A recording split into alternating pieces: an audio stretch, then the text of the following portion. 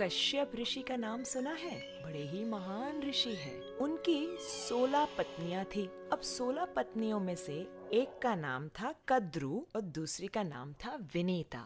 ध्यान से सुनिएगा। कद्रु के संतान सारे सर्प थे। That means all her children were snakes. And Vinita के पुत्र थे अरुण और गरुड़। अब इतिहास तो ऐसा है कि कद्रु और विनीता के बीच में आपसी झगड़े के कारण वे एक दूसरे को पसंद नहीं करते थे और कद्रु ने विनीता और उनके पुत्रों को अपने वश में कर रखा था।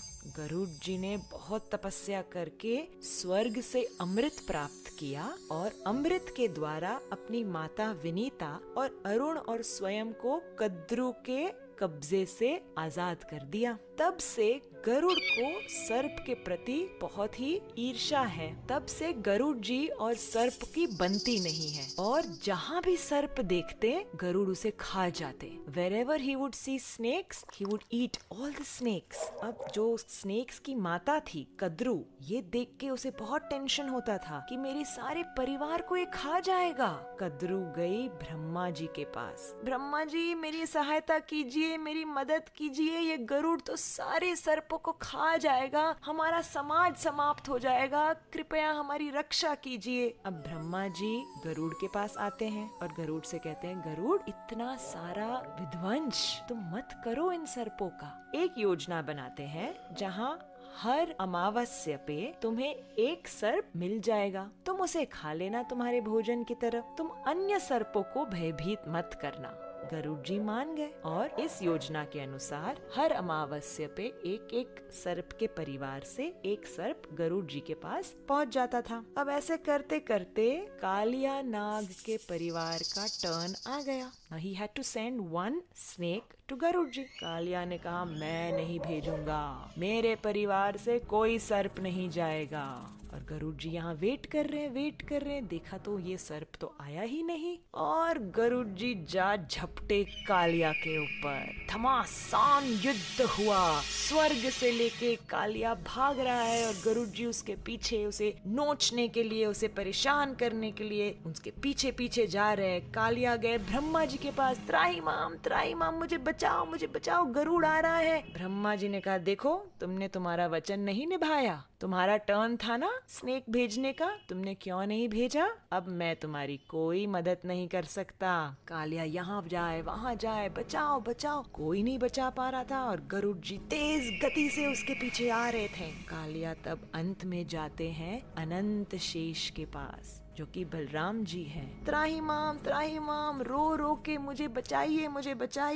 अब बलराम जी का हृदय तो बड़ा कोमल है। अनंत शेष कहते हैं कालिया से, कालिया, तुम व्रज में यमुना नदी में जाकर छिप जाओ, वहाँ तुम्हें गरुड़ नहीं परेशान करेगा, वहाँ तक तो वो आ भी नहीं सकता, यमुना का जल छू भी नहीं सकता। कालिया कहते हैं, अच्छा, मुझे बताइए क्यों, ऐसा क्यों है? तो अनंत शेष उसका इतिहास बताते हुए कहते हैं कि एक समय की बात है, यमुना नदी के अंदर शौभरी मुनि तपस्या कर रहे थे। In the water he was meditating और उस समय गरुड़ जी यमुना में से एक मछली को उठाते हैं भोजन के लिए। अब Garuda is an eagle, right? Eagles catch fish and they eat. So इस मछली ने शौभरी मुनि को प्रार्थना की, मुनिवर मुझे बचाओ, गरुड़ के मुख से मुझे बचाओ। और फिर शौभरी मुनि ने उस मछली को बचाते हुए गरुड़ को श्राप दिया, गरुड़, तुम इस यमुना के जल में जैसे ही छुओगे तुम्हारी मृत्यु हो जाएगी, ये मेरा श्राप है।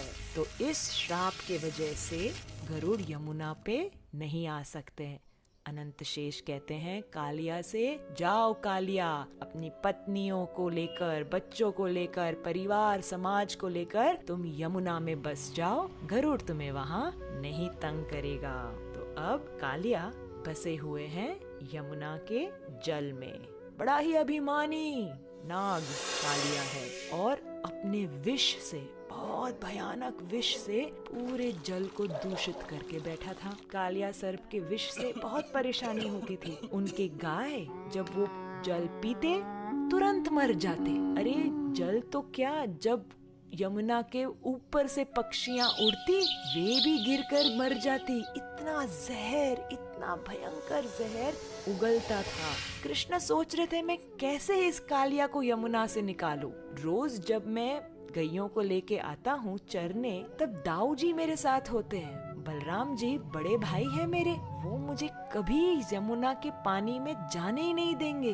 मैं अब ऐसे प्लान करता हूँ कि कल दाऊ जी का बर्थडे है, तो बलराम जी के जन्मदिन पर हम ऐसे प्लानिंग करेंगे कि उन्हें हम साथ में लेकर ही नहीं आएंगे यमुना के तट पर, उन्हें हम घर पर रहने देंगे। तो जब बलराम जी घर पर रहेंगे, कृष्ण अकेले रहेंगे मित्रों के साथ। तो कृष्ण ने सोचा, मैं तब जाके यमुना में कूद जाऊंगा और कालिया को सबक सिखाऊंगा। जिस दिन बलराम जी का जन्मदिन था, कृष्ण उसे छोड़कर गैयों को लेकर यमुना के तट आते हैं और वहाँ पे जैसे ही गाय वहाँ पहुँचती है, एक एक एक करके मर जाती है। सब सखाए घबरा जाते हैं, कृष्ण कृष्ण हमारी गैया को बचाओ बचाओ, वो पानी पीते ही मर गई। कालिया का इतना भयंकर वहाँ पे विष है, कुछ करो कन्हैया। कृष्ण वहाँ आके अपने कोमल हाथों से जब गैयों को प्रेम करते हैं तो गैया जीवित हो जाती है।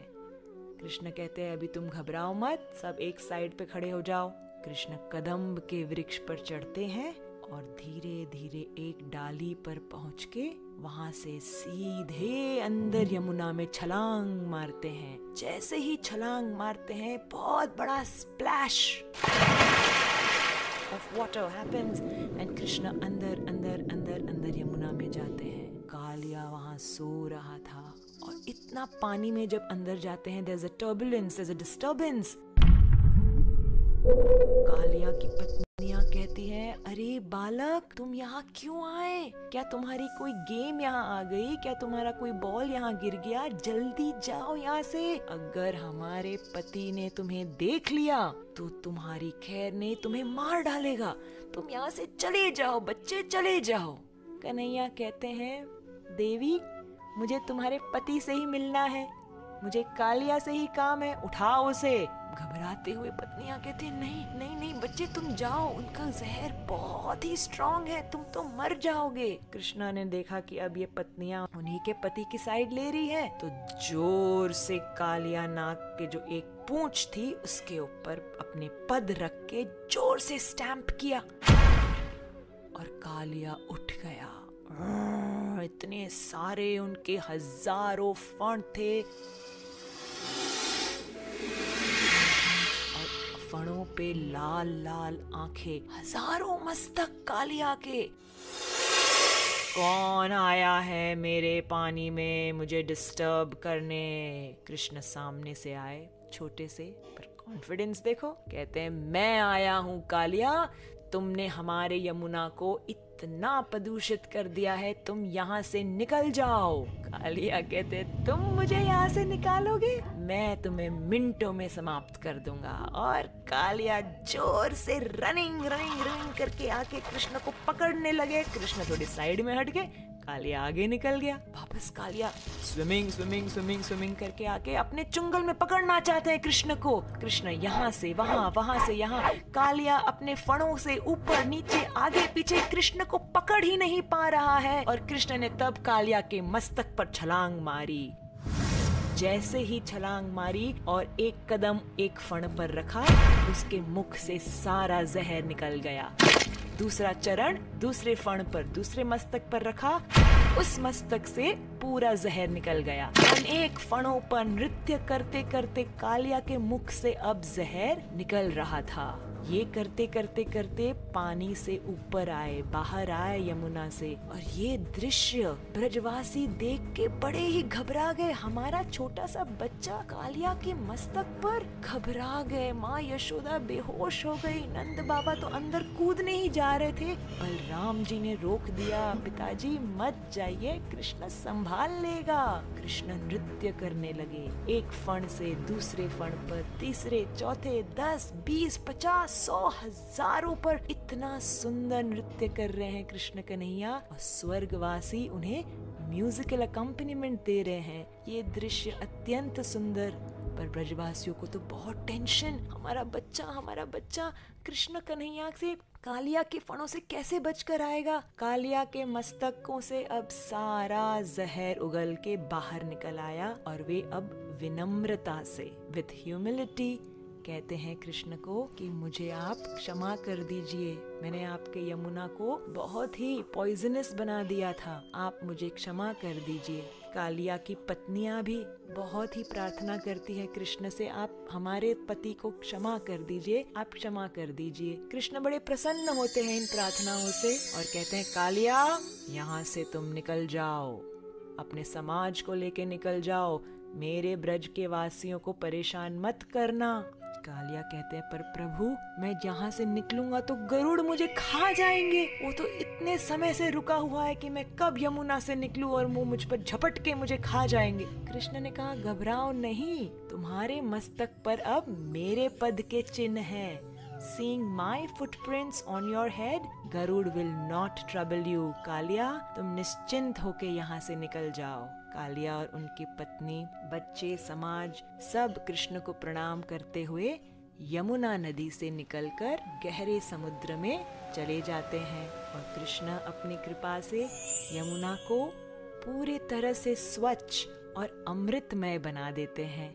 ये देखकर ब्रजवासी, ग्वाल बाल, सखा, गोपियां इतने आनंदित, जय जय कृष्ण, तुमने कर दिखाया, तुमने हमारे यमुना नदी को बचा दिया, तुम्हारी जय हो, तुम्हारी जय हो। इस प्रकार से कालिया दमन लीला ब्रज में हुई। आइए चलो सुनते हैं एक दूसरी कहानी।